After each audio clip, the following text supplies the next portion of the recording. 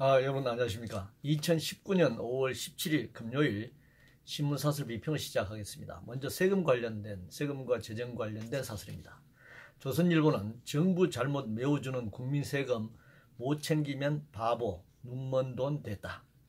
중앙일보는 국가 재정이 화수분이라고 생각해서는 안 된다. 동아일보는 포용 국가 가속 페달 밟다가 재정 건전성 훼손해서야. 한국경제신문은 건전 재정 선택의 문제 아닌 국가의 기본 책무다. 매일경제신문은 재정 성장 활력 끌어올리는데 집중 투입하라. 문화일보는 나라빚 걱정하는데 세금 잔치 계속하겠다는 문정부라면서 비판하고 있습니다. 재정 확충을 위해서는 적정한 세금을 걷어야죠. 세금 없이 재정 확충이나 건전 재정이라고 하는 것은 구두선에 불과합니다. 조세 부담률 현재 20% 수준에서 최소한 OECD 평균 25% 이상 수준으로 높여야 합니다. 낮은 조세 부담률로는 건전한 재정이 불가능합니다. 재정은 투자뿐만 아니라 분배와 복지에도 당연히 투입해야 합니다. 복지를 잔치니 퍼주기니 포퓰리즘이니 하는 주장은 이 복지에 대한 잘못된 이해에서 비롯되고 있고, 이것은 부자들에게 세금을 더 부과하려는 조세 부담률을 높이는 것을 막기 위한 술책이다, 이렇게 얘기할 수 있겠습니다. 청년과 관련해서 한국경제신문은 정부는 청년들이 좌절하는 현실을 제대로 봐야 한다 라는 제목의 사설에서 청년 25% 백수인데 고용률 높아지고 있다라고 주장하는 정부의 주장을 비판하고 있습니다. 그러면서 청년이 도전 아닌 안정 추구에선 혁신이 불가능하다, 이렇게 주장하고 있습니다. 청년들이라고 해서 극한 상황으로 내몰리게 해서는 안 됩니다. 지금 청년들이 취업이 되지 않고 비정규 불안정 노동자로 장시간 노동으로 내몰리면서 산업재해, 산업안전 자체가 조건도 안 되는 그런 상황에서 목숨을 잃는 등 아주 재앙적 수준으로 극한 상황으로 내몰고 있습니다. 무조건 청년이라고 해서 이런 무모한 그런 재앙적 어떤 도전을 시켜서는 안 된다고 생각합니다. 당연히 안정된 삶을 살아갈 권리가 있습니다. 노동시간 단축을 통해서 양질의 일자리를 늘리고 기본소득 지급을 통해서 안정된 삶을 추구할 수 있도록 국가가 제도적으로 뒷받침해야 된다고 생각합니다.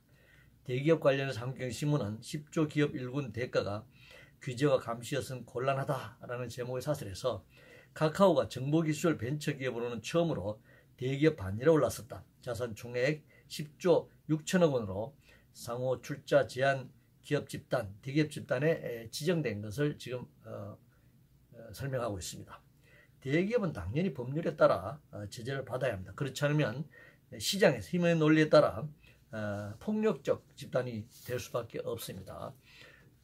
중소기업이라든가 영세상공인과의 경쟁에서 공룡으로 성장한 재벌 대기업이 횡포를 부릴 수밖에 없습니다. 그 대기업이 의도하든 의도하지 않든 힘의 논리가 그렇다는 것입니다. 그래서 정부가 당연히 공정거래법을 동원해서 제재를 하는 것은 당연하다, 그렇게 생각합니다. 한반도 비핵화 관련해서 동아일보는 트럼프 6월 방한 4.11 워싱턴 속빈 회담 재현 안 된다. 문화일보는 국방연 세미나에서 쏟아진 북핵 용인론 현 정권 본심인가, 이렇게 비판하고 있네요. 한반도 비핵화와 관련해서 한미 간의 내용 있는 협상이 되려면 남한이 북미 간의 협상에서 중재안이 있든가 아니면 미국과 다른 입장이 있어야 되는 것인데 그것이 없는데 무슨 내용으로 한반도 비핵화와 관련된 실질적인 회담이 가능하겠습니까? 안타깝지만 실질적인 한반도 비핵화를 둘러싸고 한미 간에 실질적인 협상을 할 수 있는 조건이 안 돼 있다, 이렇게 얘기할 수 있습니다. 남한이 지금 북한핵을 용인하든 안 하든 실질적으로 그게 무슨 의미가 있겠습니까? 북핵은 북미 간 협상의 결과물일 수밖에 없는 것이 남한이 처하고 있는 그런 현실적인 한계다, 이렇게 얘기할 수 있습니다. 검경 수사권과 관련해서 조선일보는 검찰총장 흔들리는 옷 아닌 흔드는 손을 보라 라는 제목의 사설에서 정권이 검찰을 진짜 개혁하겠다면 대통령을 검찰에서 손 떼도록 제도를 만들어야 한다 이렇게 주장하고 있네요. 중앙일보는 검찰 수사권 기소권 분리 법원과는 자체 개혁해야 한다. 동아일보는 정치권 독립 없는 검경 수사권 다툼 밥그릇 싸움일 뿐이다. 매일경신문은 검찰 개혁의 핵심은 정치적 중립이다 이렇게 주장하고 있습니다. 검찰이 권력이나 정치권으로부터 중립성을 가지려면 검찰의 인사권을 누가 갖느냐 이것이 이제 핵심인데 대통령이 임명권을 갖는 한 정치적 독립성을 갖는 데는 한계가 분명할 수밖에 없습니다.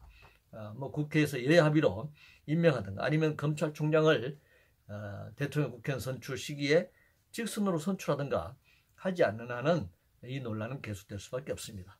아니면 대통령이 인사권을 갖고 있다고 하더라도 검찰 집단이 자율적인 목소리를 낼 수 있으려면 검사 노조라도 만들어서 정치적 목소리를 내든가 뭐 이런 것이 보완적인 어떤 조건이 만들어지지 않는 한은 현재 대통령의 인사권이 독점되어 있는 상황에서는 정치적 중립성이나 독립성 갖기는 한계가 있을 수밖에 없다 이렇게 생각합니다. 5.18 관련해서 문화일보는 황교안 대표의 광주 5.18 기념식 참석 회방에서는 안 된다 라고 뭐 물론 5.18이 끝났습니다만 참석을 했었죠. 왜 광주의 유가족들이 5.18 유가족 시민들이 황교안의 광주행을 반대했는가라고 하는 사실을 알아야 합니다. 자유한국당은 먼저 5.18의 역사적 사실을 부정하고 폄훼하고 훼손하는 당내 국회의원들에 대한 징계부터 확실하게 해야 합니다. 황교안이 당 대표라면 이것부터 처리하고 광주를 찾았어야 했습니다. 그렇지 않고서는 진정성이 없는 것이죠. 여론조사 관련해서 조선일보는 여당 대표 주문 따라 출렁이는 여론조사인가 라는 제목의 사설에서 정권 눈치까지 본다면 여론을 조작하는 범죄 행위다 이렇게 주장하고 있습니다. 최근에 더불어민주당과 자유한국당의 지지도가 여론조사 결과에 따라서 10% 이상 차이가 나는 경우도 있고 1% 내외 수준으로 접근하는 그런 여론조사가 있었습니다. 그래서 아마 이런 자유한국당과 더불어민주당의 이 여론조사와 관련해서 정치적인 그런 압력 이런 것에 대해서 지금 지적하고 있습니다. 여론조사는 기본적으로 조사기관이나 조사 방법에 따라 당연히 그 결과에 차이가 날 수밖에 없습니다. 오차범위라고 하는 것도 있는 것이고요. 만약에 정권의 압력으로 어떤 특정한 여론조사 기관을 이 여론조사 결과를 조작하도록 압력을 넣었다면 당연히 범죄 행위죠. 그러나 이 또한 명확하게 확인되기는 굉장히 어렵습니다. 여론조사 기관의 어떤 성향, 정책 성향에 따라서 다를 수는 있겠습니다만 그 조작 여부, 범죄 행위를 가름할 만한 그런 조작 행위도 역시 판단하기 어려운 것도 현실인 것은 분명합니다. 5G와 관련해서 매일경신문은 미중 5G 패권 전쟁, 한국에 뛸 불똥 경계해야 한다 이렇게 주장하고 있네요. 뭐 그래서 결론적으로 우리가 거기에 불똥 튀는 것을 극복하고 미국과 중국에 맞설 수 있는, 대응할 수 있는 세계 시장에서 우리나라 이런 통신 기술이 살아남을 수 있는 기술 개발 뭐 이런 것을 지금 주장하고 있습니다. 그러나 그것은 뭐 시간과 여건이 필요한 것이죠. 당연히 불꽃이 튀게 되어 있습니다. 경계하는 것이 아니라 불꽃이 튀어온다는 것입니다. 가까이 있기 때문에 말이죠. 문제는 이것을 어떻게 수습할 것인가 하는 것이 문제다 이렇게 생각합니다. 이상으로 2019년 5월 17일 금요일 신문사설 비평을 모두 마치겠습니다.